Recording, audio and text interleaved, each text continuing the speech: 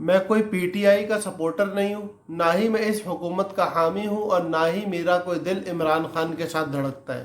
میں صرف اور صرف ایک بات پوچھنا چاہتا ہوں کہ آج کے جلسے کا جواز کیا ہے؟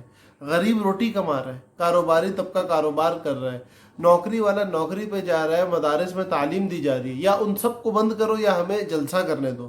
جلسہ کامیاب ہے یا ناکام ہے، یہ پتہ مقصد کے حصول سے نہیں چلے گا، یہ پتہ چلے گا مجمع جمع ہوا یا نہیں ہوا۔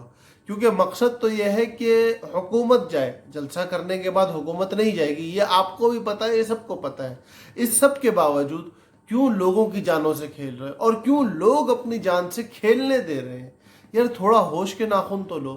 اس جلسے کا واحد مقصد حکومت کی برطرفی ہے، اور اس جلسے کی کامیابی کا معیار آپ لوگوں کا اجتماعی طور پہ جمع ہونا ہے۔ بیچ میں چاہے کسی کو مرض لگے، چاہے کوئی وبا کا شکار ہو، اس سے کسی کو فرق نہیں پڑتا، وہ لوگ اپنے اقدامات پورے کر کے آئیں گے۔ تو اس لیے دھیان کرو، سوچو کہ ہم کیوں جا رہے ہیں، کس کے لیے جا رہے ہیں، اور مقصد کیا ہے، اور اس کے بعد فیصلہ کرو کہ جانا چاہیے یا نہیں جانا چاہیے۔